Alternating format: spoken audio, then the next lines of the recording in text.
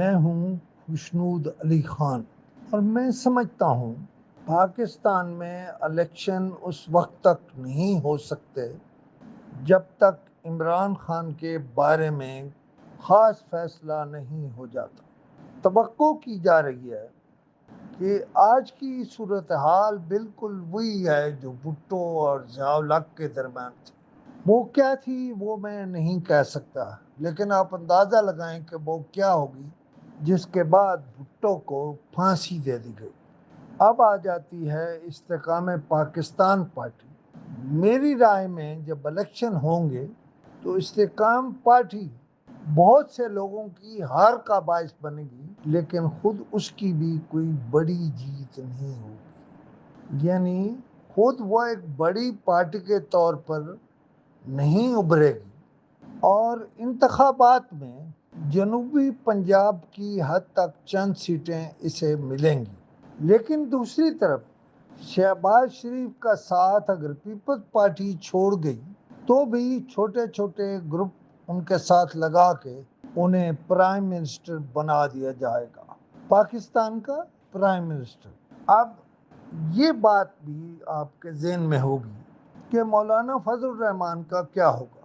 پہلی بات تو یہ ہے کہ مولانا فضل الرحمان کو اس ملک کا صدر بنایا جا سکتا ہے، اور بہت سی غیر ملکی قوتیں جو ہمیں عدم استحکام سے دوچار کرنا چاہتی ہیں یا عدم استحکام کا شکار کرنا چاہتی ہیں، بعض معاملات میں مولانا فضل الرحمان کا چہرہ دکھا دیا جائے گا۔ اور وہ چہرہ کیسے دکھایا جائے گا؟ مولانا فضل الرحمان اس ملک کے آئندہ صدر ہوں گے، اور پختونخوا میں بھی ان کی حکومت ہوگی، لیکن مخلوط حکومت ہوگی، اور پی ٹی آئی کے کچھ لوگ کسی بھی جھنڈے تلے ان کے ساتھ جڑ جائیں گے، اور آئندہ الیکشن اس وقت تک نہیں ہو سکتے جب تک عمران خان کا فیصلہ نہیں ہوتا کہ وہ سیاست میں رہیں گے نہیں رہیں گے، یا ان کی پارٹی کس حیثیت میں رہے گی۔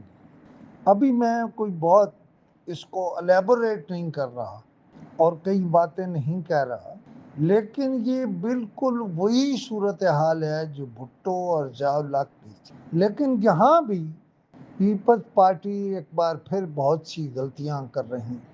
میں ان غلطیوں کی تفصیل میں نہیں جاتا، لیکن میں استحکام پاکستان پارٹی کے کچھ لوگوں کی طرف جاتا ہوں جو پیپلز پارٹی اور اس طرح کی بڑی پارٹیوں میں سے کچھ لوگوں کو کہیں کہیں ہرا دے گی، لیکن خود ایک بڑی پارٹی کے طور پر نہیں ابھرے گی۔ مرکز میں شہباز شریف کے ساتھ چھوٹے چھوٹے گروپ لگائے جائیں گے، دن کی 2-2 4-4 5-5 نشستیں ہوں گی۔